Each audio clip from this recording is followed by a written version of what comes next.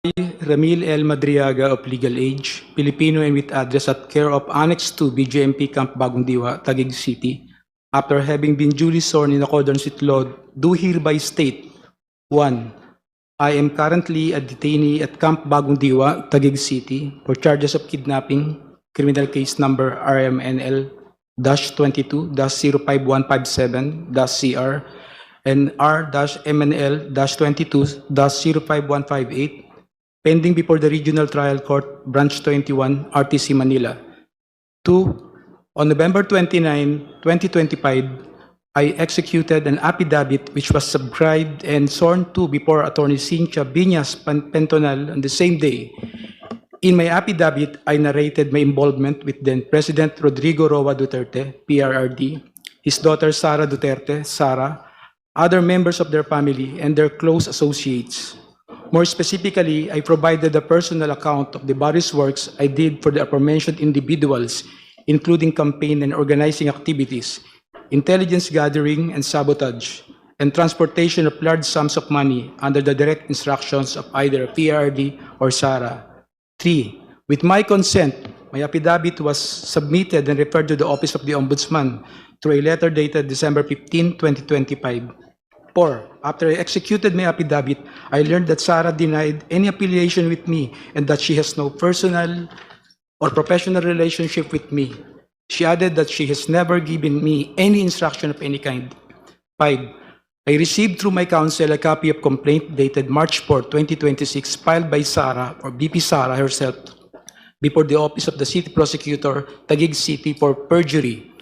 In her complaint, BP Sara reiterated that she has no personal or professional relationship with me. In fact, prior to the dissemination of the Madriaga affidavit, BP Sara had no recollection of knowing, meeting, or interacting with me. 6. However, her denial of any affiliation with me is absolutely false. She lied under oath in her perjury complaint against me. Hence, I decided to execute a supplemental affidavit providing further details on the narration I made in my previous affidavit with additional accounts of other orders, tasks, or works given to me by either PRD or Sara or BP Sara. Engagement activities with President Rodrigo Roa Duterte. 7. Prior to the 2016 national elections campaign, I was working for then Congressman Roylo Goles as one of his political officers specializing in intelligence gathering and sabotage operations. Congressman Goles decided to support the candidacy of PRRD. Hence, he introduced me and endorsed my services to PRRD during their meeting at the latter's residence in Taal Street, Bangkal, Davao City, around the 2015 or early 2016. He mentioned to PRRD that I was previously under detention and that I later survived death row. Congressman Goles also added that I am his #1 asset in the National Security Council during his time as National Security Advisor. 9. When PRRD was elected president, Cong Goles' brother, Ferdinand Goles, was appointed as a member of the Board of Directors or the Basis Conversion and Development Authority, BCDA. On the other hand, PRRD directed me to serve as a counterintelligence agent for the National Security Council. 10. However, I was never under the employ of the Office of the President or any government agency. Instead, I was directly employed by PRRD. I received my salary from a certain Canlas, a PNP officer, previously from Davao, at the start of every month in the amount of 100,000 pesos to 150,000 pesos in cash. 11. As part of my duties, PRRD specifically instructed me to monitor, operate, and sabotage former Senator Trillanes. However, PRRD was apprehensive in ordering the assassination of Senator Trillanes because of the latter's support and contact in the armed forces of the Philippines. 12. Sometime in 2018, PRRD asked BP Sara, to go to his home in Taal Street, Bangkal, Davao City, to discuss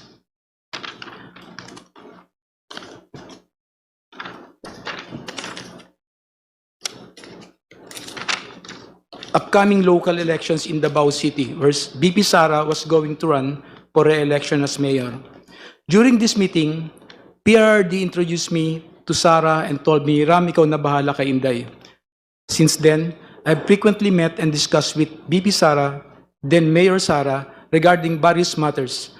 However, she gave me strict instructions that all conversations should be done as much as possible by call and minimize text messages. 13. Furthermore, PRRD also asked me to profile individuals associated with BP Sara, then again Mayor Sara, because she is his favorite among his children.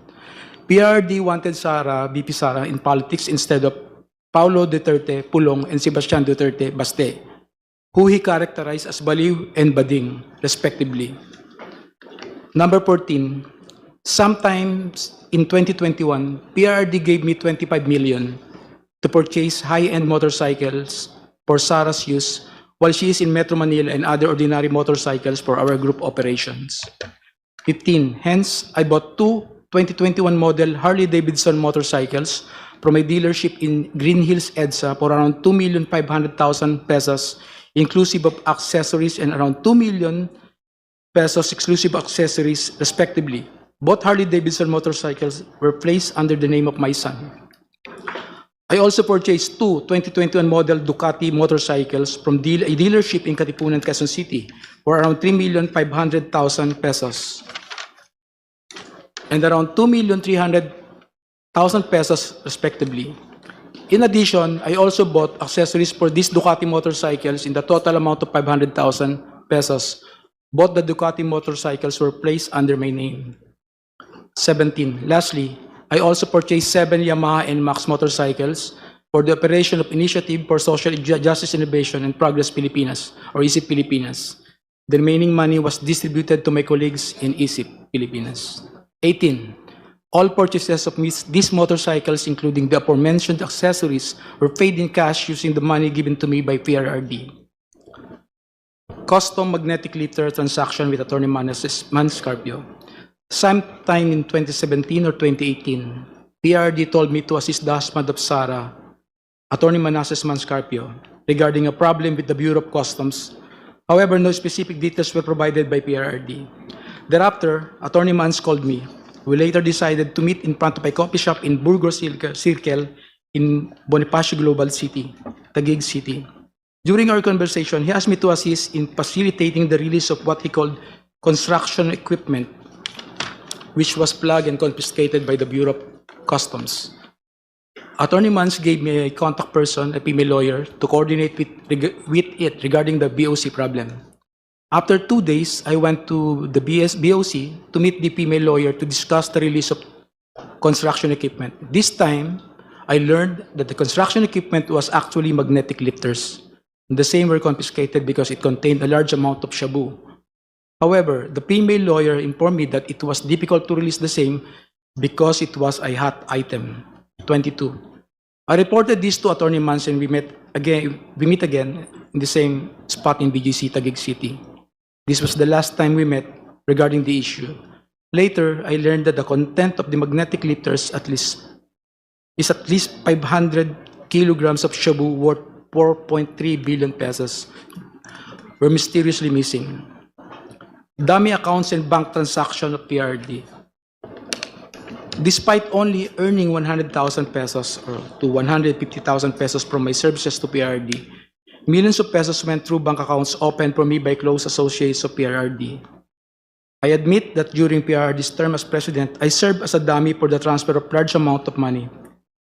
These transfers were made through bank accounts that were opened under my name, which include but are not limited to the following: China Bank, Legazpi Village, Makati City; China Bank, Main Makati City; China Bank near the power station at Ayala, Makati City; PNB Makati Metropolitan Avenue Branch, Makati City; an unknown bank in Pasig City, Sirey Mudo. If I may interrupt, Mr. Madriaga, COMSEC, kindly continue flashing on the screen the pages of the affidavit from where the resource person is reading. And kindly speak closer to the microphone, Mr. Madriaga, Opo, please. Madam Chair. Thank you. Please continue. 25. However, I have never personally opened these accounts or appeared before the said banks to process any application in relation thereto.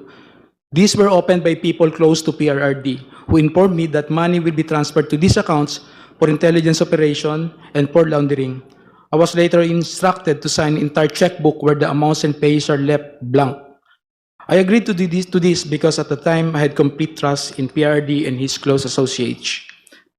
26. On some occasions, PRD would call me to inform me that someone from the aforementioned bank would contact me to confirm a withdrawal or encashment.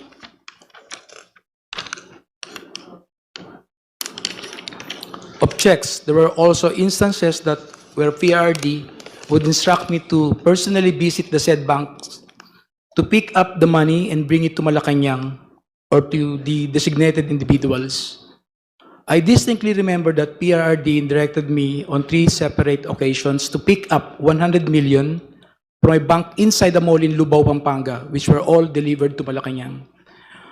On another incident, I was informed by PRD that the 2 land bank managers' check which were to be delivered to one of our safe houses in Eastwood, Quezon City, in the amounts of 84,200,000 pesos and 4,800,000 pesos, respectively, were issued under my name.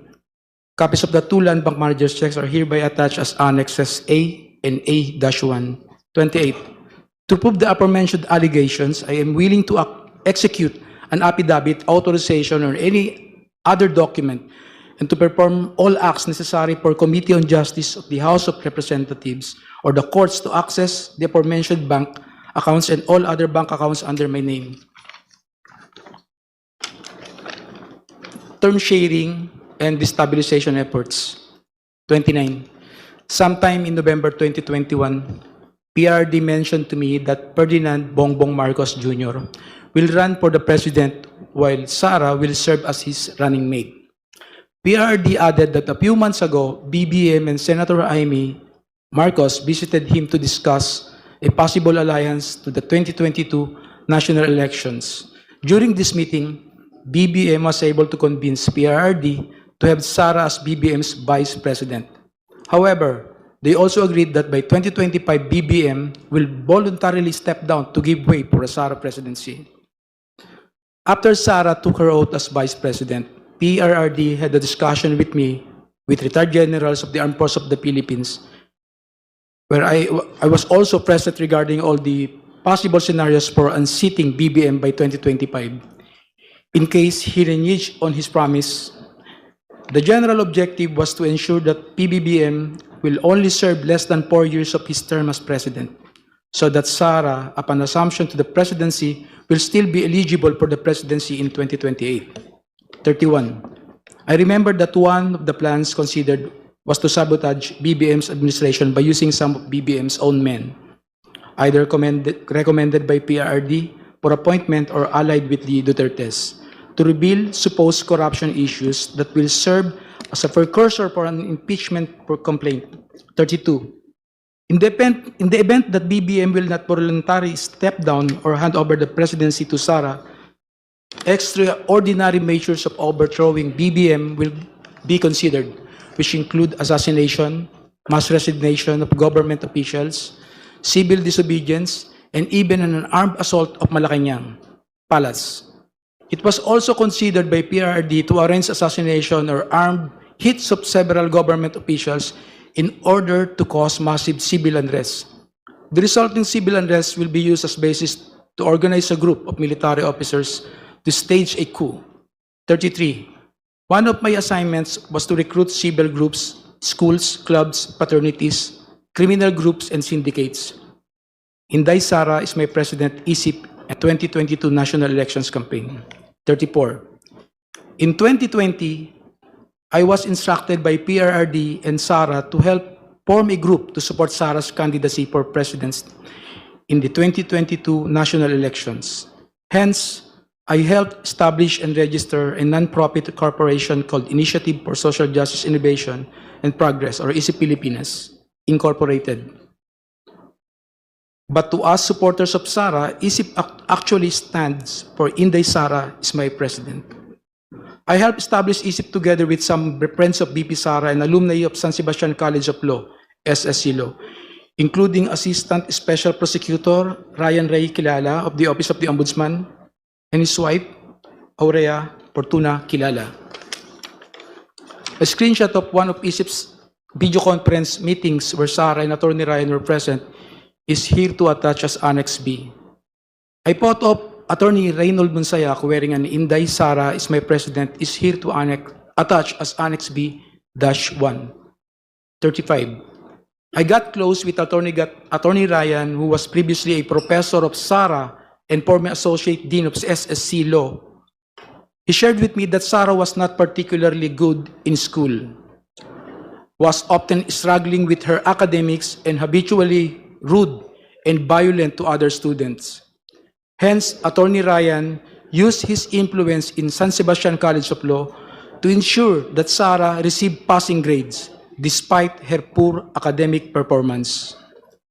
36. Attorney Ryan and his wife became quite close to me and my family that they agreed to serve as godparents in my son's wedding. A photo of Attorney Ryan and Rhea taken during my son's wedding is here to attach as Annex C. Shortly after we organized ISIP, I was informed by PRRD that funding will be made available for the activities of ISIP through the contribution of his friends and supporters. One of those friends and supporters is Lin Wei Zhong, who was the financial officer of Parmalee Pharmaceuticals. Sometime in June or July 2021, PRD informed me that someone will call me to directly coordinate the turnover of 175 million to fund ISIP's organizing efforts, promotional and campaign activities.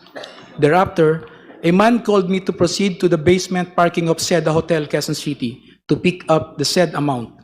Thus, I hurriedly went to the place with my cousin Rosendo Madriaga. As I recall, the money was placed inside several large backpacks and bags, which were handed to me at basement of parking of Seda Hotel, Quezon City. I loaded the same to my white Toyota Land Cruiser. Lin Wei Xiong was present when I received the said amount together with two other individuals. He then asked me where will the money be used. I informed him that this will be used to fund election of Sarah, to which he replied, good, good.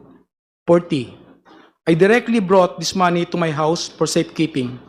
Thereafter, I used this money to fund the campaign activities of ISIP across the country and to establish, organize, and maintain its chapters for the purpose of promoting Sarah's presidential bid in 2022 national election. Some of these chapters include Quezon, Binangonan, Bicol, Antipolo, Quezon City, Zambales, Leyte.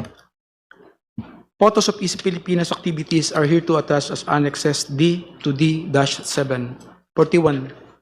The expenses for the activities include costs for merchandise, travel, accommodations, rental fees for offices, lump sum distribution to identified leaders who in turn pledged to organize for Sarah in their respective communities, and allowances of volunteers and organizers. However, upon the request of Attorney Ryan, I personally delivered 15 million to him in his office at the Office of the Ombudsman. From time to time, PRD would talk to me to check if there is still sufficient funding for ISIP. When the initial amount funding ran out, I promptly informed him and he directed me to get another 100 million pesos from Maestrado Lim, who we call Tanda, at the Hyatt Regency in Bonifacio Global City, Taguig City. The money was placed in several bags and were handed to me by Maestrado Lim. 43. I distinctly remember Maestrado Lim because he previously mentioned during one of our meetings in Davao City that he hated Filipinos in general, and Filipino businessmen in particular, stating that peste yung mga Pilipino, yung mga businessman walang kwenta. Aside from Lin Wei Zhong and Maestrado Lim, I also remember that Michael Yang, a very close friend of PRRD, who was frequently in Malacanang, also provided financial support to ISIP Pilipinas. 45.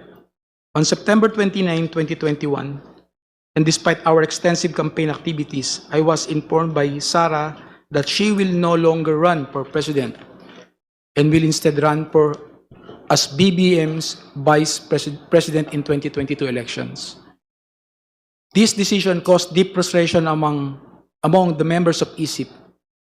Hence, we organized a video conference with Sarah where I personally asked her to reconsider his decision, as we have already poured some substantial effort toward promoting her candidacy for president through ISIP.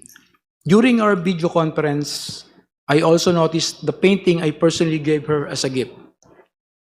A screenshot of our video conference is here to attach as Annex A. 46. On the same day, I posted the screenshot of our video conference of my Facebook account with the caption, just telling her I cannot vote intelligently without her name on the ballot. Neither can go out and vote wisely unless the same Inday Sara Duterte Carpio appears as a candidate in the 2022 presidential race, Isip Pilipinas. A printout of the Facebook post dated September 29, 2021 is here to attach as Annex F. 46. On the same day, I posted the same screenshot of our video conference on my Facebook account with the caption, just telling her I cannot vote intelligently without her name on the ballot. Neither can go out and vote wisely unless the name Inday Sara Duterte Carpio appears as a candidate in the 22 presidential race, Pilipinas. A printout of the Facebook post dated September 29, 2021 is here to attach. May I know what's happening to you, Mr. Madriaga? You seem to be crying. Are you crying? I just remember one moment. Are you crying? I just, You are nearly crying. May I just put it on record that while reading these portions of the affidavit, the resource person, Ramil Madriaga, is breaking into tears. Can we go back to where you felt frustrated and you're nearly crying? Which part of your affidavit is that? Can we go back to that? number 46 po, Madam Chair. Number 46. Let's go back to number 46. Okay, you may read from 46, Mr. Madriaga. On the same day, I posted the screenshot of our video conference on my Facebook account with the caption just telling her I cannot vote intelligently without her name on the ballot. Neither can go out and vote wisely unless the name Inday Sara Duterte Carpio appears as a candidate in the 2022 presidential race.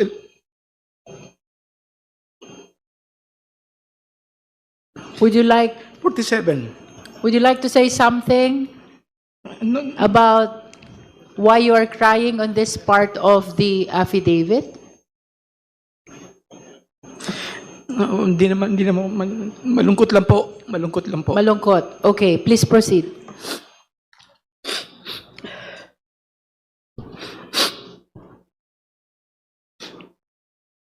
Madam Chair, can we allow the witness to please? Honorable Dumogan. Thank you, Madam Chair. Can we allow the witness to please get his Yes. composure before he will continue? Yes, we are temporarily suspending to give time to Mr. Madriaga to console himself.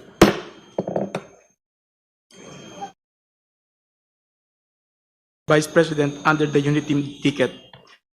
I continued assisting her campaign for Vice President during campaign sorties. I served as advance party to municipalities, cities, provinces where Sara was scheduled to visit and campaign. In several of these campaign sorties, I personally joined Sara together with other members and volunteers of ISIP, which to us now refer to Inday Sara para sa ikalawang Pangulo. Photos of Sara and me in several campaign sorties are here to attach as Annex G to G-3. 48. During one of the activities of ISIP in Bataan, I got to know a group of farmers who were asking for assistance because of land grabbing incidents in their area. I tried assisting them and I discovered that the entity behind the land grabbing in First Bataan Maribelas Holdings Corporation. More than a year later, I informed Sara about this concern and she told me to bring the group to one of her residences in Metro Manila located at Serendra Bonifacio Global City, Taguig City. I asked the group of farmers to wait outside of Serendra as I went to talk to Sara.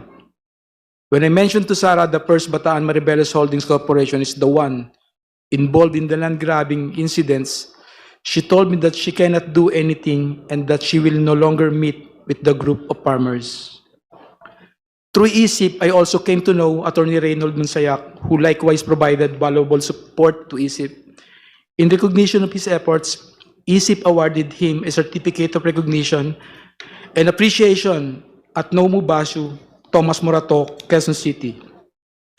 Attorney Monsayak was later appointed as the spokesperson of the Office of the Vice President. A copy of the certificate of recognition and appreciation dated June 29, 2022 is hereto attached as Annex H. Number 51. The certification of recognition and appreciation was handed by Attorney Ryan to Attorney Monsayak at Nomu Bashu, Thomas Morato, Quezon City, where I was also present. A photo of Attorney Ryan handing the certification of recognition and appreciation to Attorney Monsayak is here to attach as Annex I. Election of Sarah as Vice President and OBP confidential funds. Number 52. After the election of Sarah as Vice President, she invited me to attend her inauguration at the San Pedro Square, Davao City on June 19, 2022. A photo of Sarah and me during her inauguration in Davao City is here to attach as Annex J. A photo of an email thanking me for my attendance during her inauguration in Davao City is here to attach as Annex J-1. Number 53. I was then tasked to provide security intelligence work through the formation of Vice Presidential Security and Protection Group. During this time, I introduced and recommended Colonel Dennis Nolasco, one of my best students in the Presidential Security Group,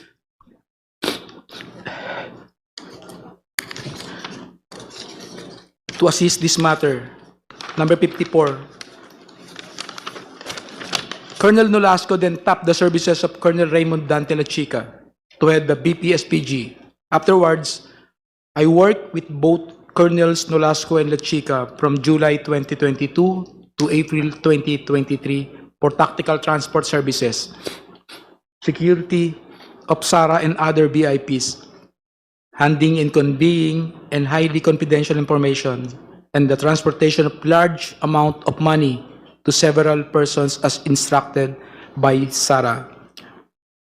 Money deliveries under the instruction of Sarah. In the morning of December 20, 2022, Sarah called me and she said, "Sir Ram, please coordinate with Colonel Nolasco. Meron tayong deliver sa San Pablo, Laguna, sa night strip, at sa Ombudsman." Sarah added, "Bawi tayo sa kanila later." Later, I received a text message from her indicating the places of delivery, which include San Pablo, Laguna, night strip, Office of the Ombudsman, and the corresponding contact numbers. Number 56.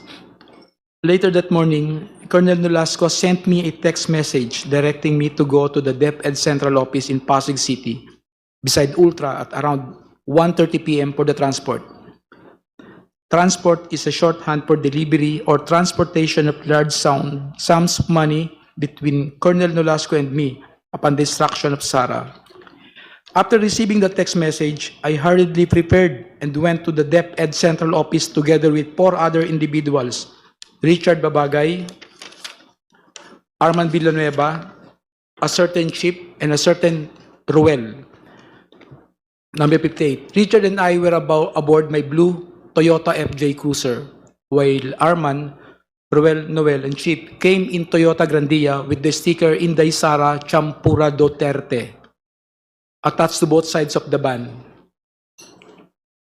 Richard was driving my blue Toyota FJ Cruiser and Chip was driving the Toyota Grandia. A photo of the Toyota Grandia with the sticker Inday Sara Champura Duterte on both sides of the van is here to attach as Annex K. A photo of my blue FJ Cruiser is here to attach as Annex K-1. Number 59. As we parked my Toyota FJ Cruiser near the main entrance of DepEd, Colonel Nolasco appeared from the main entrance and approached our vehicle. I alighted to the vehicle to meet Colonel Nolasco and we talked while we waited for the arrival of Colonel La Chica. He mentioned that they will also provide a red Mazda sedan, which will be used to deliver the money to the office of the Ombudsman. At around past 3 or 4 p.m., 2 government vehicles with red plates entered the DepEd compound, and then Colonel Nolasco told me, ayan na, ayan na.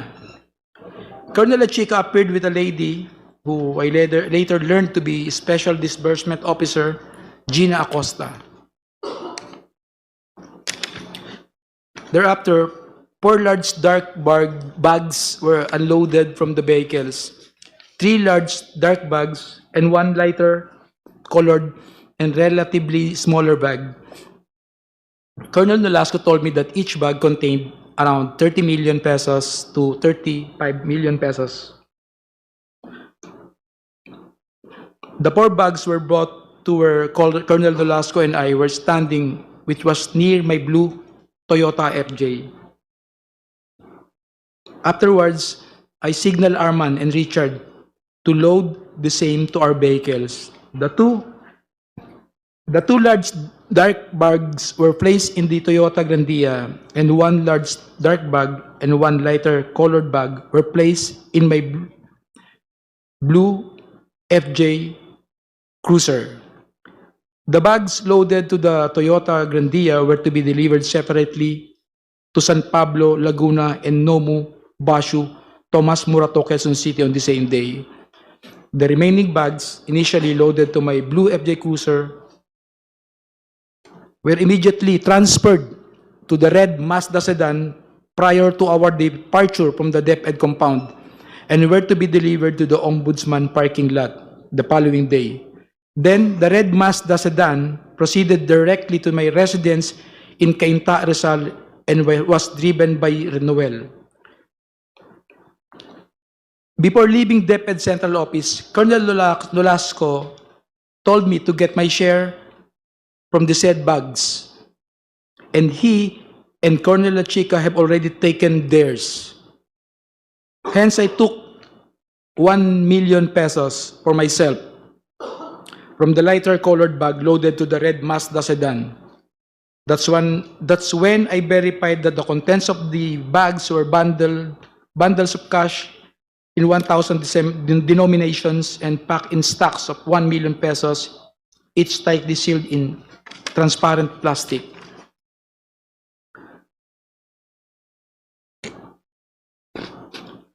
We, Blue Toyota FJ Cruiser and Toyota Grandia, left DepEd Central Office past 5 p.m., heading to San Pablo, Laguna. As we approached Laguna, I called the contact number provided by Sarah, informing the designated recipient that we are on our way. However, I was directed to proceed to Cabuyao, Laguna instead. We arrived in Cabuyao, Laguna past 8 p.m. and were then instructed to proceed to an area inside the industrial park to meet individuals who were designated to receive the first bag for a politician in Laguna. As we approached the designated place, I can clearly see from our vantage point an SNR membership shopping establishment. Upon arrival, I immediately saw 3 persons standing in wait beside the dark sports utility vehicle. One of them proceeded to the Toyota Grandia and took one of the bags. We immediately left after the delivery of the first bag. 65. Thereafter, we proceeded to Nomu, Bashu, Tomas Morato, Quezon City, a comedy bar we call the Night Strip, frequented by SSCLO alumni including Attorney Ryan and Attorney Monsayak. 66. I am quite familiar with Nomu Bashu because I had previously visited it several times in relation to my work with Sarah and ISIP Pilipinas. In fact, this is the same place where ISIP gave Attorney Monsayak a certification of recognition and appreciation. We arrived at Nomu Bashu around 12 midnight. I went inside the establishment with Arman, who was carrying the second bag. I immediately saw Attorney Monsayak, who was at the time in the middle of the place together with a woman and several men. When he saw me, he stood up and signaled for us to go upstairs. We then proceeded to the stairs leading to the second floor. Arman walked ahead of me while I followed him. Before I got to the second floor, I saw a man who came out of the room and received the bag from Arman. After that, we proceeded to exit the premises, and as I was passing near table of Attorney Monsayak, I looked at him and he nodded.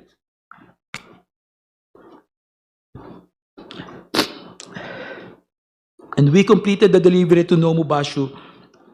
We stopped to eat around the area while eating. I told Arman and Richard to meet me at my house in Cainta, Rizal, later that day at 8 a.m. Number 70. At around 8 a.m. the same day, the team met in my residence at Cainta, Rizal before we traveled to the last location, OMB parking area. This time, however, we only used my blue Toyota FJ Cruiser and the red Mazda sedan, where the remaining two bags were previously placed. We left my residence at around 8:30 a.m.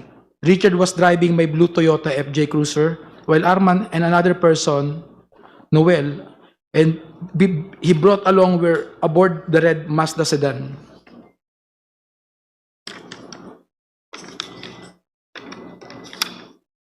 '71. When we arrived, the guard gave a signal directing us to park in a specific area in the Ombudsman parking lot. We proceeded to the specific area and parked red Mazda sedan where the remaining two bags of money were placed. We left the keys on top of the left front of the wheel, which is our usual practice when delivering large amounts of money. 72.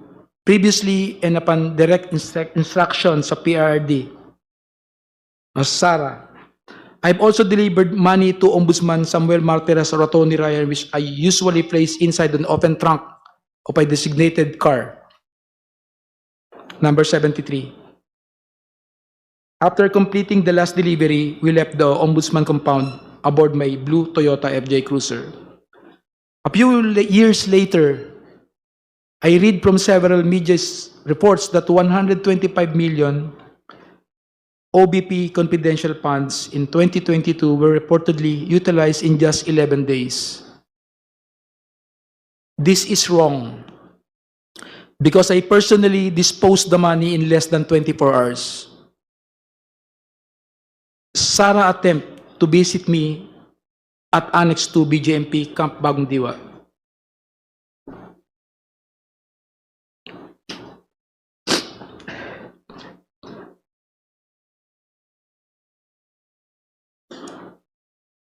You can Number- drink some water, Mr. Yes. Madriaga. Yes, Ipo. Drink some water.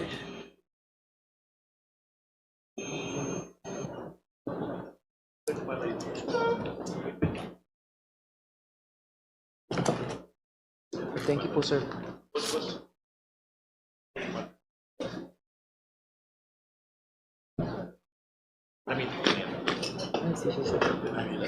Issue.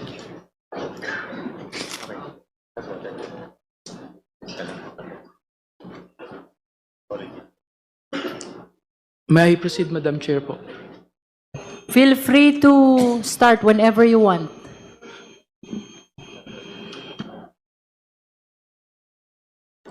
Number 74. A few years later, I read from several media reports that the 125 million pesos OBP confidential funds in 2022 were reportedly utilized in just 11 days. This is wrong because I personally disposed the money in less than 24 hours. Sarah's attempt to visit me at Annex 2 BJMP Camp Bagong Diwa. Number 75. Sometime in October 2025, after I got arrested for alleged kidnapping, I was called by Jail Warden Jose Marie Sabiniano in his office. As I made my way to the office of Jail Warden Sabiniano, I was surprised to see Sarah through the metal railings of the passageway. She smiled and waved at me. Number 76. When I entered the office of the Jail Warden Sabiniano, he asked me if I know Attorney Joyce. I replied, Joyce Dapat, and jail warden Sabiniano handed me a phone. When I said hello, I recognized the voice of Sarah, and she asked me about my well-being and conditions inside the detention facility. She was also apologetic for failing to do something or assist in my ongoing criminal case. 77. Frankly, I felt bad and disappointed given that Attorney Harry Roque filed the case against me in retaliation after I tried to expose his land-grabbing activities in Maribeles, Bataan, together with his Philippine offshore gaming operator partners. As I previously mentioned, I was merely trying to assist the farmers of the said area who were supposed to be awarded of their certificate of land ownership award by the Department of Agrarian Reform, but fell victim to Attorney Harry Roque's activities. Attorney Roque and his POGO partners wanted to convert the said place into a POGO hub after he facilitated the transfer of at least 60 land titles to First Bataan Maribeles Holding Corporations. In fact, Danny Corral, President and Chief Executive Officers of First Bataan Maribeles Holding Corporations, is also an incorporator of Lucky South 1999 Outsourcing Incorporated and Lucky South 1999 Corporation, which were involved in POGO operations in Pampanga. Number 80, more importantly, I felt betrayed that despite all my efforts to support Sarah, to the extent of even committing high-risk acts for her and her family, she did not lift a finger to stop Harry Roque, who is her known ally and supporter, from filing the unfounded kidnapping case against me. In witness hereof, I here and to set my hand this April 2026, April 11, 2026 in Taguig City, Apayant, signed Ramil Madriaga. That would be all, your Madam Chair. Thank you, Mr. Madrid.